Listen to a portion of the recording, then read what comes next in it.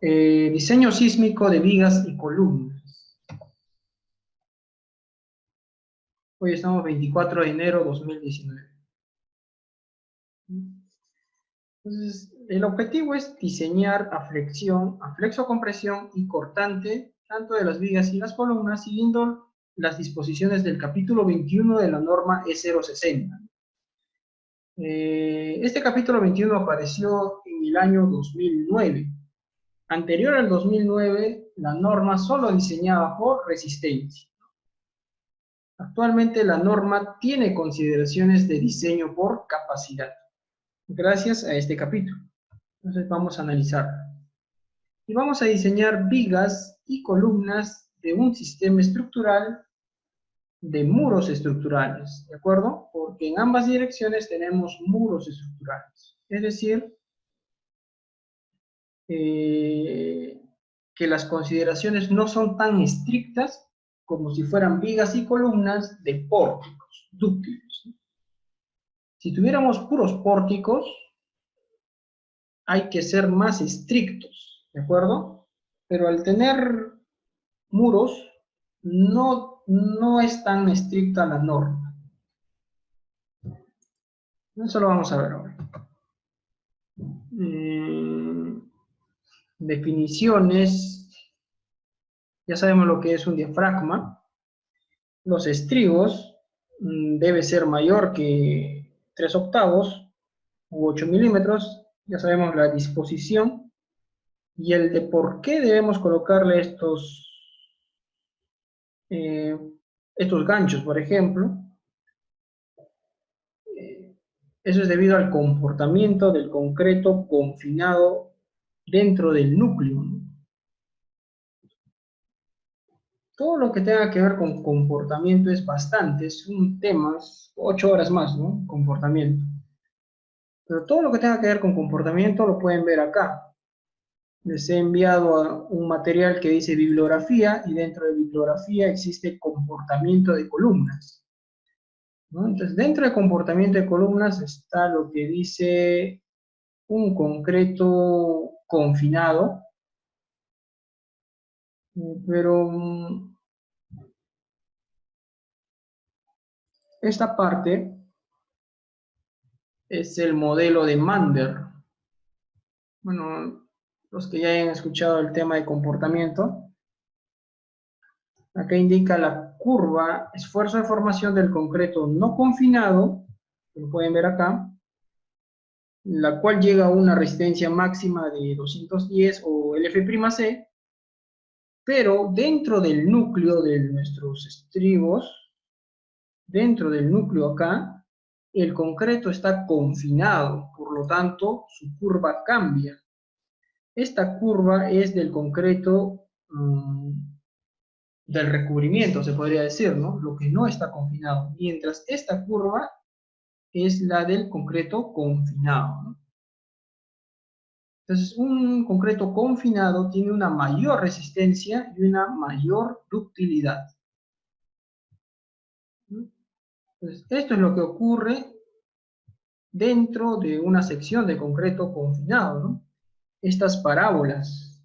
Toda esta área está realmente confinada, mientras estas parábolas no lo están, ¿no? Y si no hubiera estos ganchos, estas parábolas serían mucho más grandes, ¿no? Por lo tanto, mientras más grande sea tu área del núcleo, mejor será tu comportamiento de la columna. Entonces, pueden leerlo, les recomiendo que lean este documento. Es poquito realmente, 23 hojitas, para que puedan entender un poco más del comportamiento. Comportamiento en un curso tomó 8 horas realmente, ¿ya? De puro comportamiento. Bien, elementos de borde.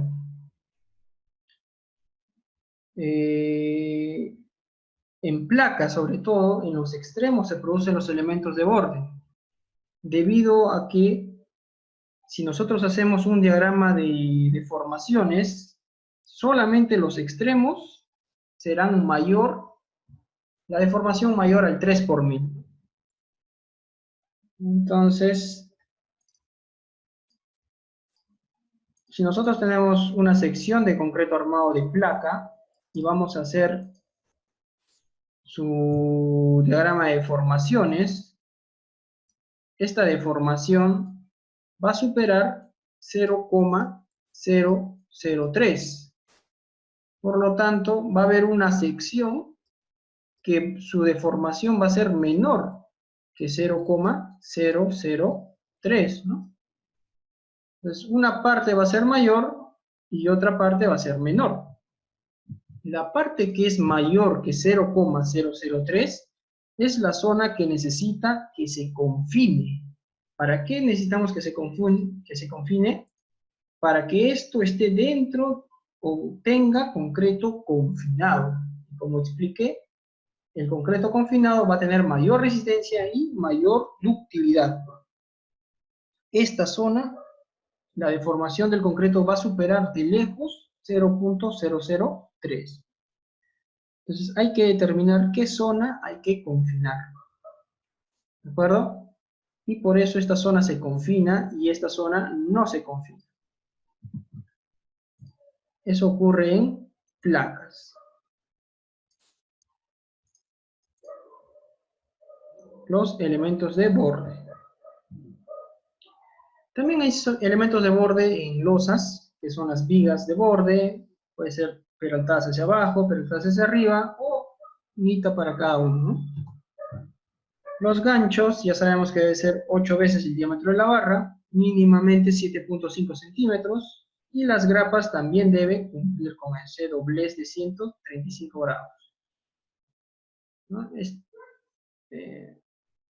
El concreto, cuando está comprimido, va a tratar de salir, ¿no? Entonces, lo que hace el estribo realmente es confinar al concreto de manera que cuando se incrementen las compresiones, la carga axial, el concreto va a tratar de salirse, ¿no? Va a tratar de escaparse. Y lo único que va a soportar eso es el estribo, ¿no? Entonces, en ese momento que el estribo lo agarra al concreto que quiere escaparse, se produce la sobreresistencia, ¿no? Y el concreto se incrementa su resistencia. Y por lo tanto, este estribo debe ser capaz de contener ese concreto, ya que si este estribo se abriera o fallara, perderíamos las propiedades de un concreto confinado. Las grapas también. Rótula plástica es la zona donde se va a producir la no linealidad. Pues como ya expliqué también, una rótula plástica, por ejemplo, en un pórtico,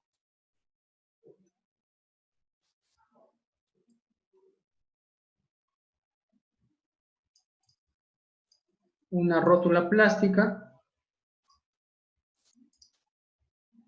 se produce en las vigas, en los extremos, ¿no? Acá se producen las rótulas en una longitud de rótula plástica. Ahí, LP, longitud de rótula plástica, ¿no? Entonces, esta zona ocurre la no linealidad. Después va a haber una zona, también en el extremo, que es LP, longitud de rótula plástica. Y en el medio va a haber una zona que se conoce como estado agrietado elástico. O sea, esta zona va a actuar en el estado agrietado elástico. Entonces, tienen comportamientos distintos, ¿no? Entonces, esta zona es la zona que va a entrar en no linealidad, es decir, va a fluir. Y esta zona actúa en el rango elástico agrietado. Bueno, ¿qué cosa es elástico agrietado? Eso lo vamos a ver un poquito más adelante.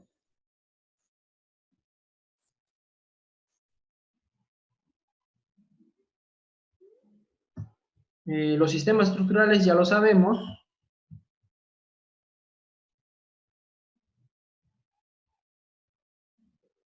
Bueno, estas son las normas que debemos seguir.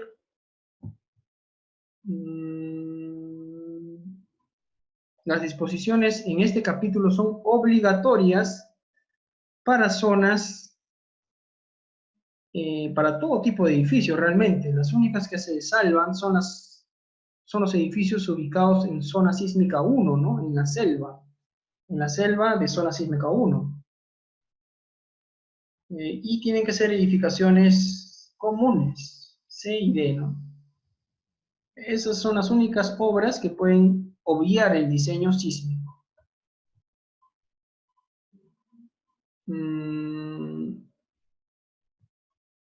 El concreto mínimo a utilizar para un diseño sísmico es 210 kilogramos por centímetro cuadrado, y el concreto máximo para utilizar es de 560 kilogramos por centímetro cuadrado, ¿no? ¿Por qué no podemos utilizar un concreto más resistente? Porque un concreto, al ganar resistencia, va a perder ductilidad. Es por eso que la norma lo limita a 560 o 55 megapascales.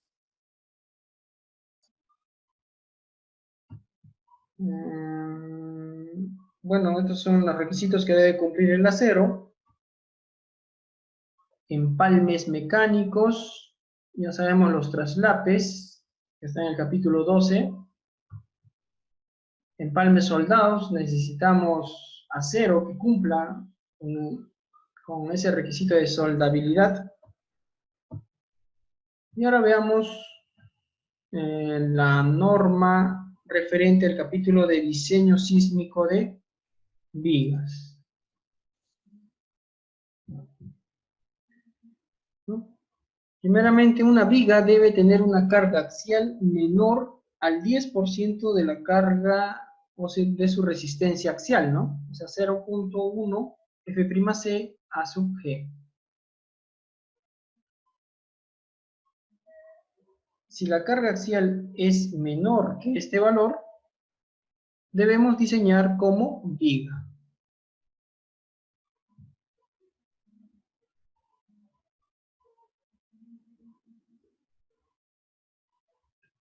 De ahí la fuerza cortante de vigas y columnas se debe realizar de la siguiente manera.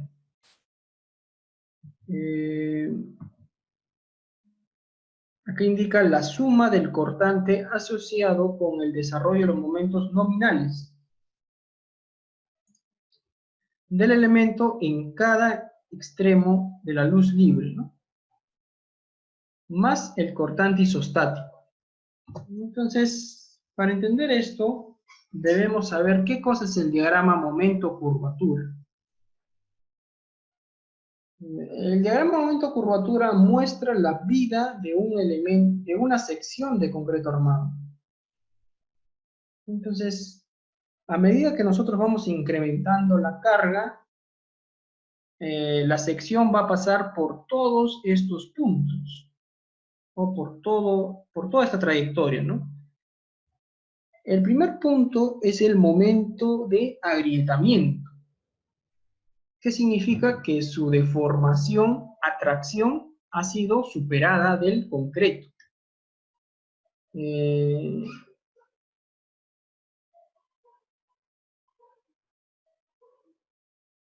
esfuerzo de atracción ha sido superado del concreto, ¿no? Donde el esfuerzo de atracción es 2 veces raíz cuadrada de F'C. Una vez que se produce el agrietamiento, empieza a trabajar el acero, ¿no? Y por lo tanto va a variar la profundidad del eje neutro.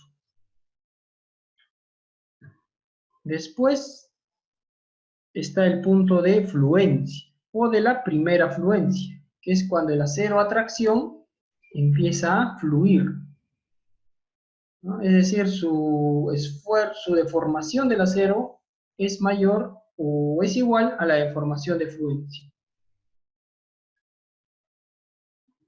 Después nuestra sección va a entrar en lo que se conoce como momento nominal.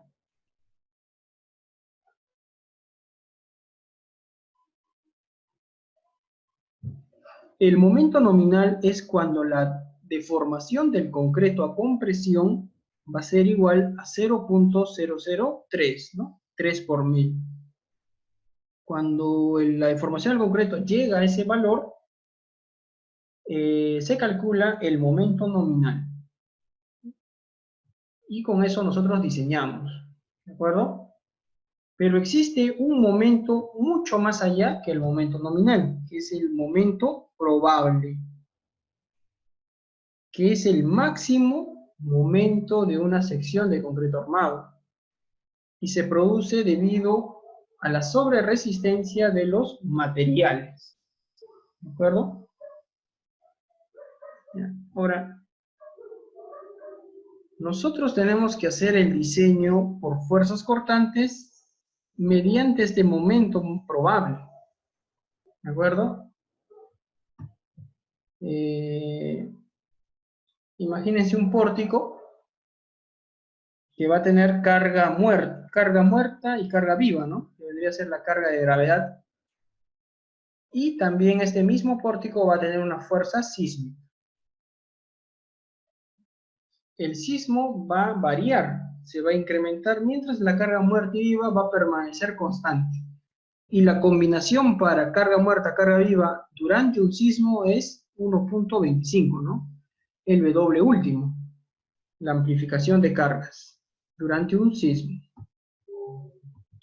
Acá podemos ver su diagrama de momentos de fuerzas cortantes, su diagrama de momentos flectores, su deformada, y vamos a aislar una viga. Si aislamos esta viga, de acá, vamos a tener este diagrama de cuerpo libre, ¿no? Carga muerta, carga viva, multiplicado por 1.25 vendría a ser mi carga distribuida, y yo voy a tener momentos en los extremos y cortantes en los extremos, ¿no? El cortante simplemente sería este W multiplicado por la luz libre entre 2, ¿no? Para cada lado. Ya. Este es el cortante. En el lado derecho o en el lado izquierdo, ¿no? Es lo mismo. A ese cortante isostático le voy a sumar el cortante producto de estos momentos, ¿no? El sismo va a incrementarse. Al incrementar el sismo, estos momentos se van a incrementar, ¿no? Recuerden su diagrama, el momento se va a incrementar, y el máximo momento va a ser el momento probable. ¿De acuerdo? Entonces va a haber momento probable a la izquierda y momento probable a la derecha. Estos valores va a depender de la disposición de acero a flexión que le coloquemos a nuestras vigas. Calculamos el momento probable en los extremos y hallamos ahora cuánto vale el cortante en el lado derecho. Simplemente hacemos sumatoria de momentos en el lado izquierdo, en este punto, en este nudo. Sería momento probable izquierdo más momento probable derecho entre la luz libre. Entonces sumamos este cortante más el cortante anterior y obtenemos el cortante de diseño. ¿De acuerdo?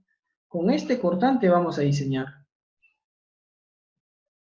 No se les ocurra diseñar con el diagrama de fuerzas cortantes de un pórtico. En nuestro ETAPS, por ejemplo, en el modelo 3, nosotros tenemos que diseñar primeramente a flexión y después a corte. Pero el corte lo vamos a hacer en función al acero colocado. No vamos a hacer lo siguiente. No vamos a hacer sismo dinámico en Y, por ejemplo, y el diagrama de fuerzas cortantes. No vamos a diseñar con ese diagrama de fuerzas cortantes. ¿De acuerdo? Porque si diseñamos con ese diagrama de fuerzas cortantes, nos va a salir que no necesitamos estribos, ¿no? Lo cual no es correcto. ¿De acuerdo? Ya. ¿Y para qué hacemos estas cosas? Porque tenemos que asegurar que la capacidad por corte, que es la curva verde, sea muy superior a la capacidad por flexión, que es la curva roja. Entonces, de alguna manera, en un solo gráfico podemos comparar ambas capacidades, capacidad por flexión, que es nuestro diagrama momento-curvatura, y la capacidad por corte, que es transformamos el diagrama cortante-rotación a un diagrama momento-curvatura. Si esto ocurre, estamos en lo correcto.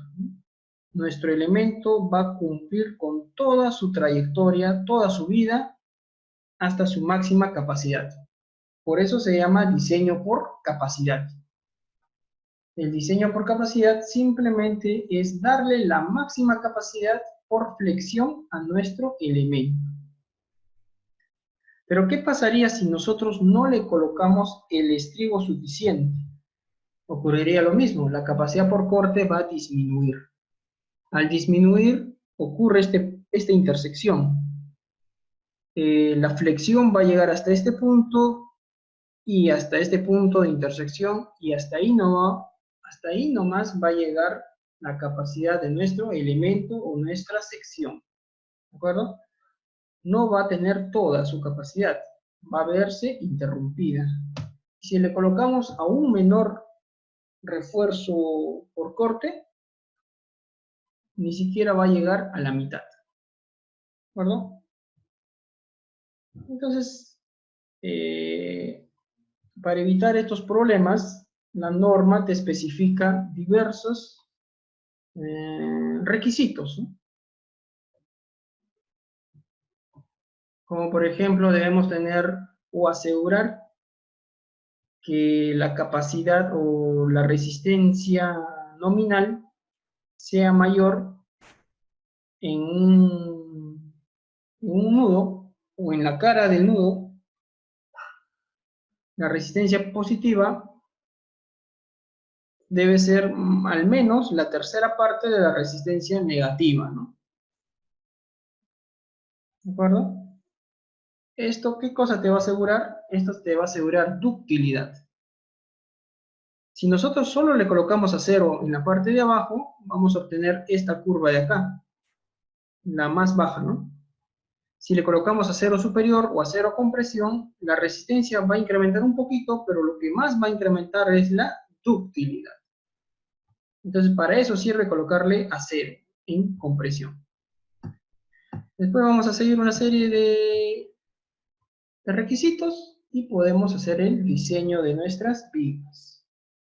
Se le envió a cada uno de ustedes unas hojas de cálculo donde indica el comportamiento tanto de vigas como de columnas, ¿no?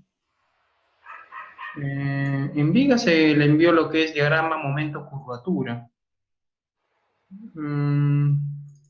Vamos a ver un diagrama momento-curvatura no confinado.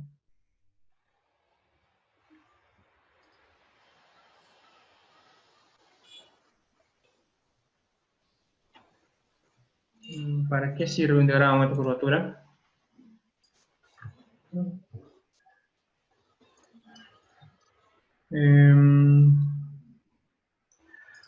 Bueno, esto es una viga que tiene estas propiedades, ¿no? Una base de 300 milímetros, altura de 600 milímetros, el esfuerzo a la compresión. Estas deformaciones son las estandarizadas según un modelo del concreto, que lo tienen acá, en bibliografía, comportamiento de vigas, momento curvatura no confinado, ¿no? Lo pueden leer este documento para que tengan mayor conocimiento de lo que es un diagrama momento-curvatura.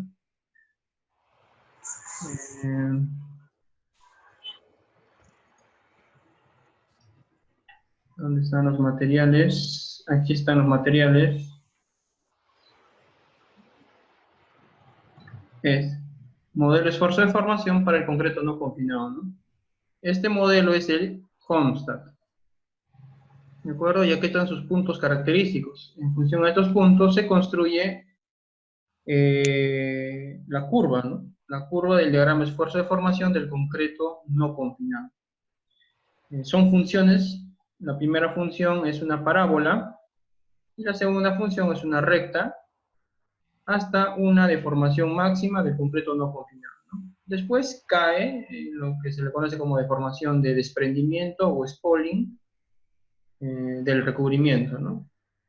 Pero en este caso es puro concreto no confinado, ¿no? Es como si consideraras una viga que no tenga estribos, ¿no? Acá sale el procedimiento, qué fórmulas se utilizan para hacer el diagrama de momento de curvatura, y el modelo del acero es un modelo elastoplástico. Elástico inicialmente y luego una plataforma, elastoplástico perfecto, hasta una deformación del acero último.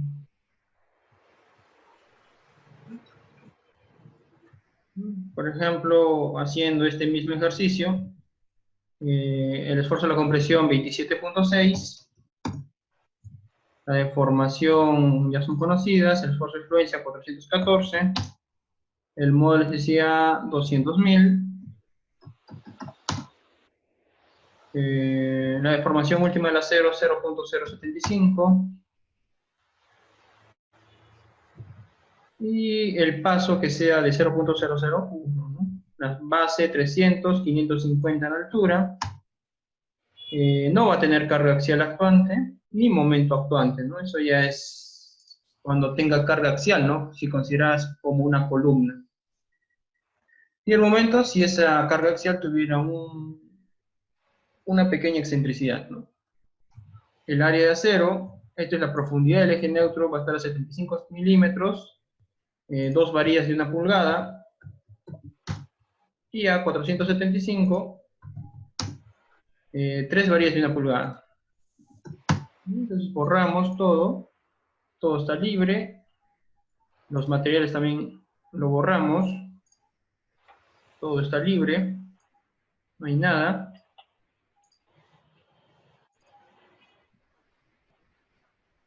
En el caso de vigas inclinadas sí podría tener carga axial, ¿no? Pero como les dije, esa carga axial debe ser menor al 10% de la capacidad axial de un elemento.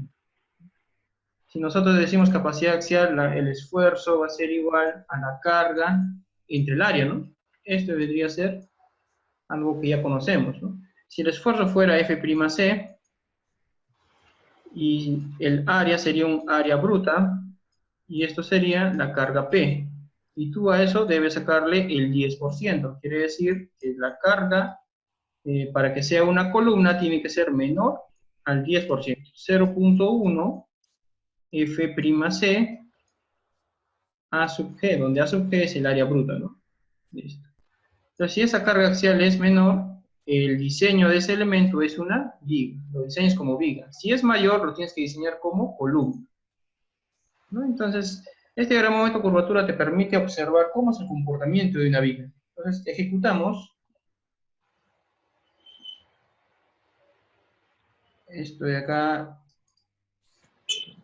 bueno, esto debe aparecer con las puras, ya. Vemos el diagrama esfuerzo de formación del concreto, hasta una resistencia máxima de 27.6 y una deformación de 0.002.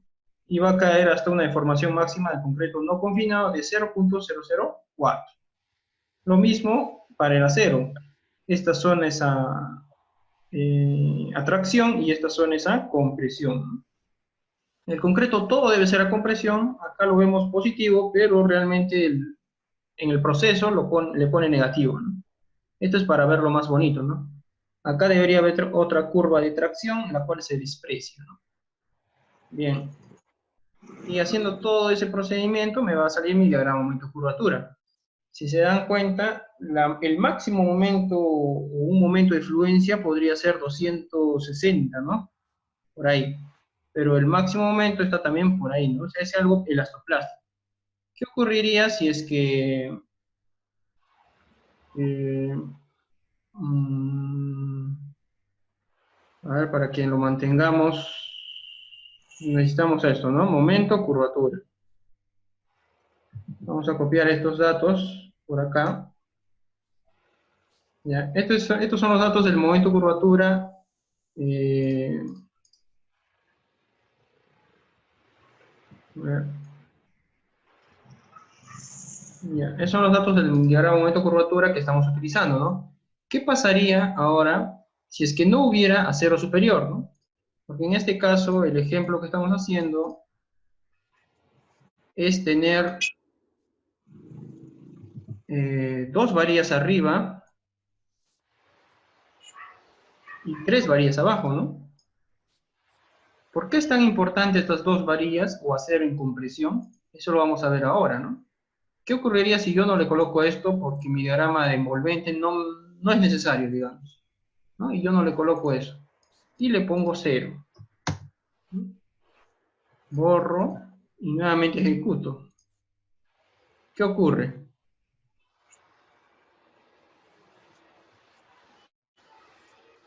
Mm,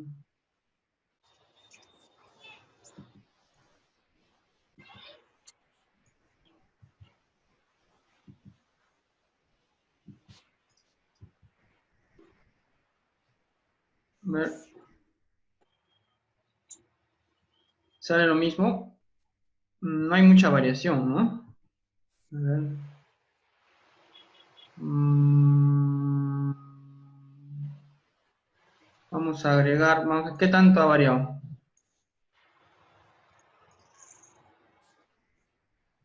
Vamos a agregar esto.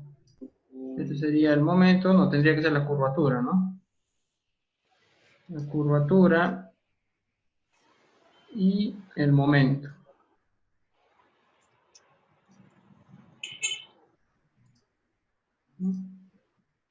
No se nota mucho la diferencia, se nota muy poco, ¿no? No se puede observar muy bien en este caso. Eh,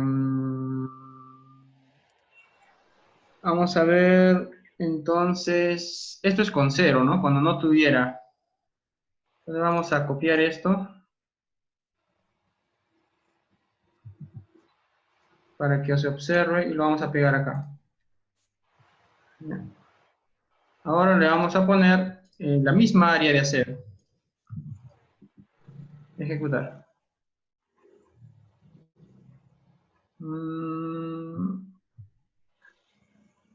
No se puede observar muy bien, pero a ver si le ponemos otro color.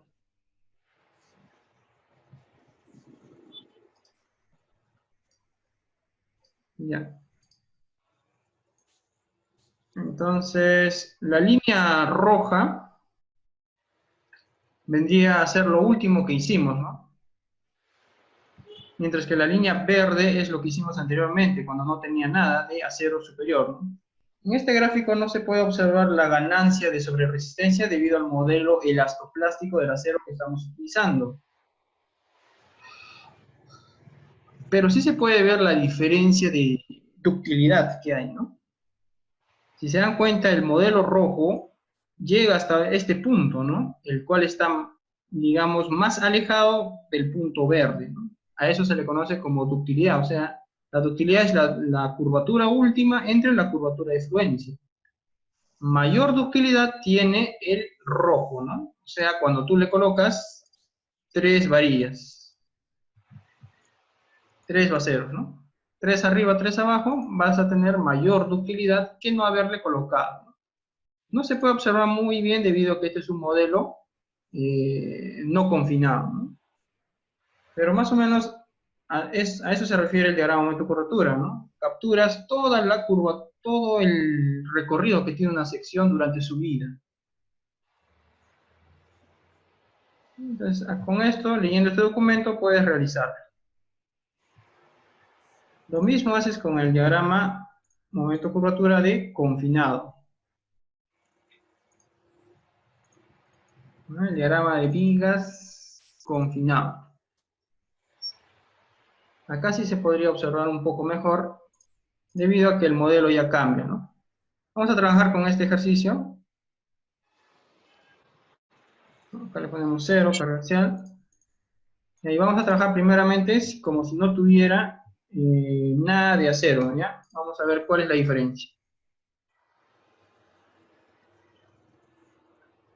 En este caso, tiene ciertas propiedades, ejecutamos. Bueno, ha borrado, parece que no ha borrado todo. A ver.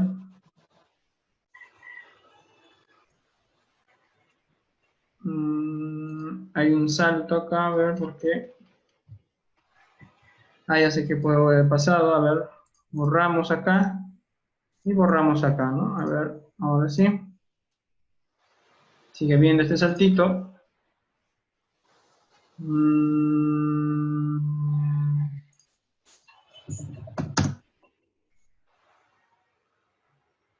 ya.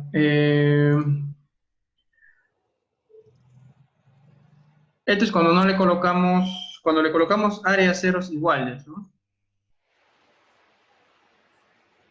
Los materiales van a cambiar. Este es el diagrama del concreto confinado, que va a tener una mayor deformación, y este es la deformación o el diagrama esfuerzo de deformación del acero, ¿no? El cual ya tiene su platea y su endurecimiento. ¿Ya? Esto es considerando acero en la parte superior, la misma cantidad, ¿no? ¿Ya? Vamos a copiar esto.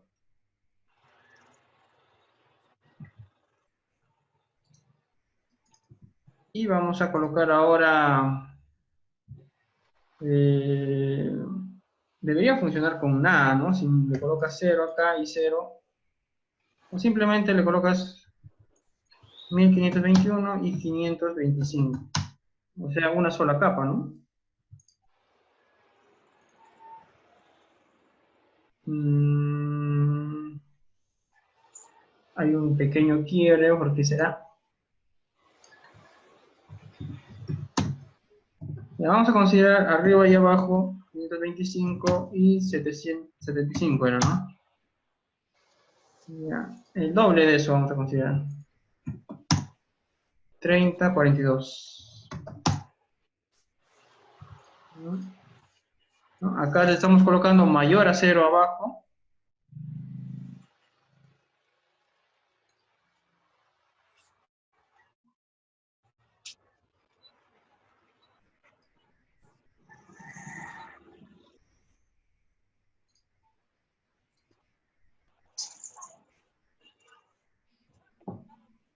Vamos a ver la diferencia.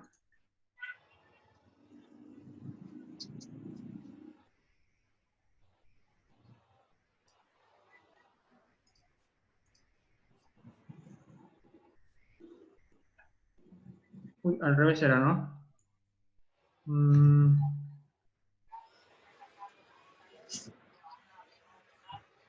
diseño, agregar X debe ser el otro, ¿no? El de acá. La curvatura.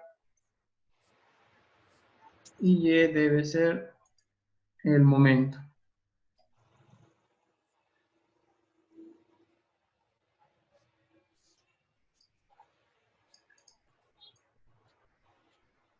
Y ya, acá ya se puede observar bastante, ¿no?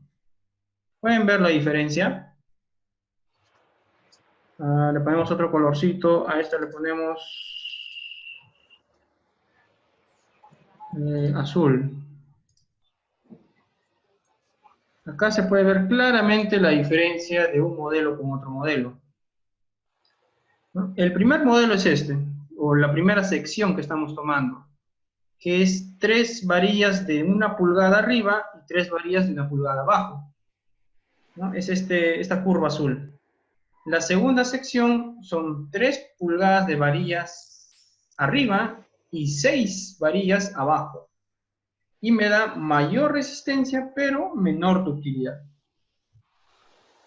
¿De acuerdo? Entonces, si tú le colocas bastante acero abajo,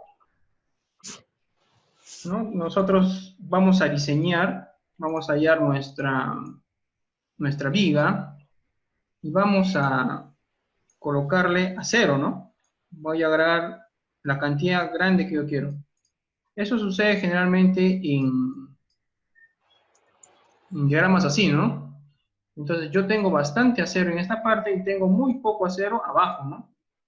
O sea, a tracción tengo bastante acero y a compresión tengo poquito acero, ¿no? Generalmente le colocamos lo mínimo, digamos. Entonces, si yo tuviera acá, digamos, 3 varillas de 3/4 y acá tuviera 2 varillas de 5/8, digamos, o bueno, o 2 varillas, mmm, o ponerlo mejor así, ¿no?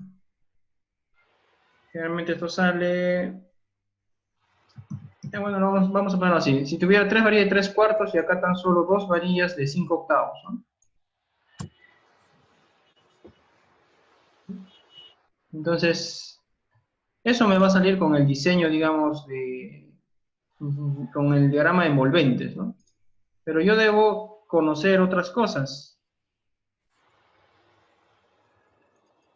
Si yo le coloco 3 varillas de 3 cuartos, debo tener al menos una cantidad de varillas arriba que me va a permitir tener esa buena resistencia, pero una mayor ductilidad, ¿no? Yo también le podría poner 2 varillas de 3 cuartos arriba. Con el diagrama de momentos me cumple este, ¿no? Este me cumple. Pero si yo veo mi diagrama momento curvatura, mejor comportamiento va a tener esta viga de acá. ¿Por qué? Por lo que estamos explicando acá, ¿no? Si yo quisiera que esta curva roja tuviera la misma capacidad que esta curva azul, ¿qué tendríamos que hacer? Simplemente aumentarle mayor cantidad de cero, ¿no? Le puedo poner hasta la misma cantidad de la de abajo y lo ejecuto, ¿no? Entonces, acá ya tengo un mejor comportamiento, tengo una mayor resistencia y una buena ductilidad, ¿no? No tanta ductilidad como esto, pero sí alcanzo una muy buena ductilidad. ¿Se entendió? La importancia del acero a compresión. El acero a compresión no se diseña, simplemente lo colocas cumpliendo algunas recomendaciones de la norma E060, ¿no? Como estas, que al menos debe tener un tercio del momento nominal, ¿no? El acero a compresión debe ser al menos un tercio del acero a tracción, ¿no? O el momento positivo, en este caso, debe ser al menos un tercio del momento negativo. Acá no puede ser cero, ¿no? No puede ser cero o no puede ser menor a un tercio. Esto es para sistemas de muros estructurales. Por eso tiene estas recomendaciones. ¿Se entendió? ¿Para qué sirve un diagrama de momento curvatura?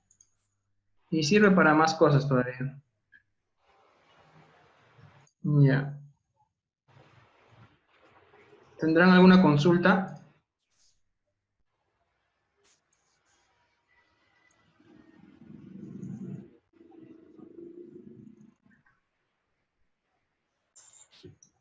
Bien. Vamos a hacer el diseño de una viga.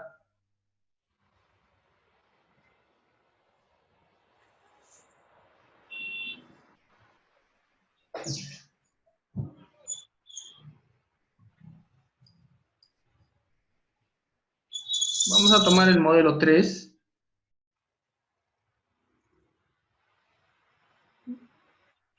Cumple con todo.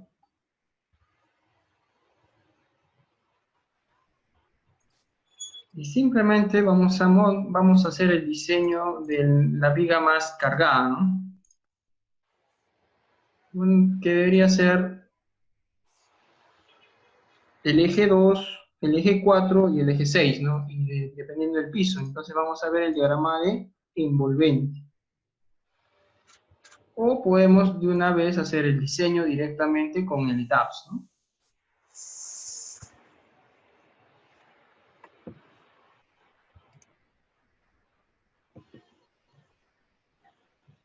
Exactamente, con tu diagrama momento curvatura tú podrías mejorar el detalle de tu sección de concreto armado.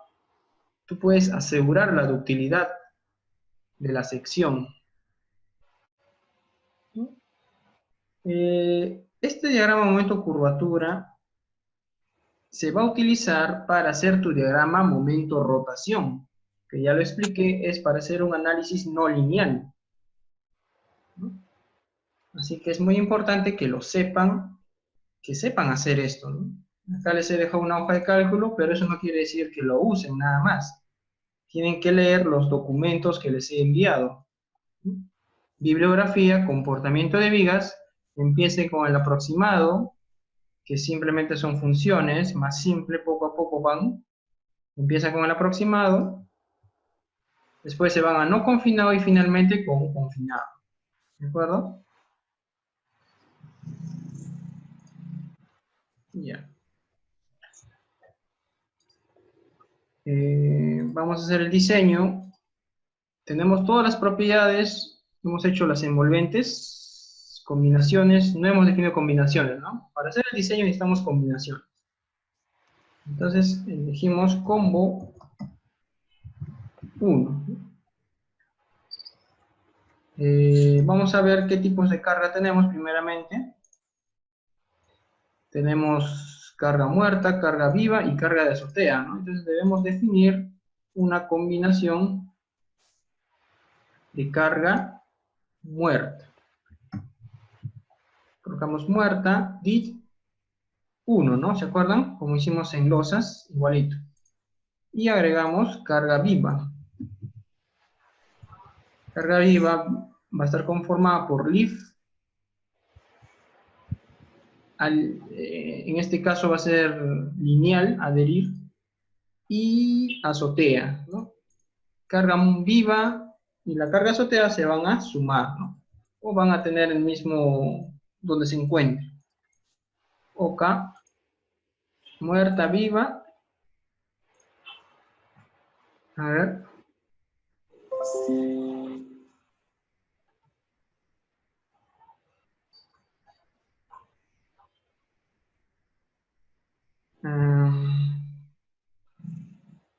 No, a ver si me queda.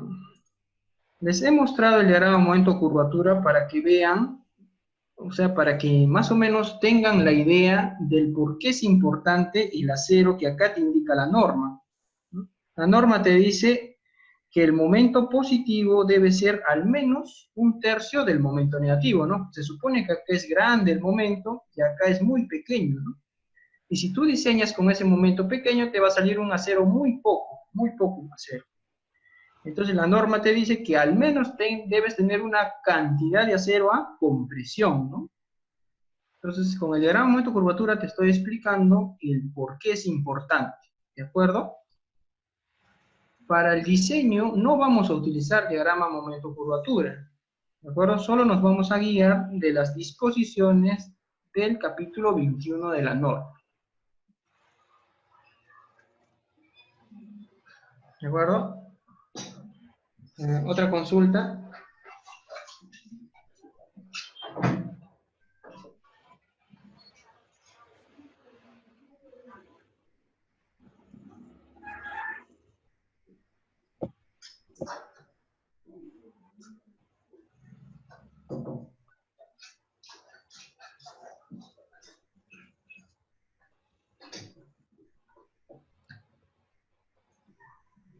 ¿Sí?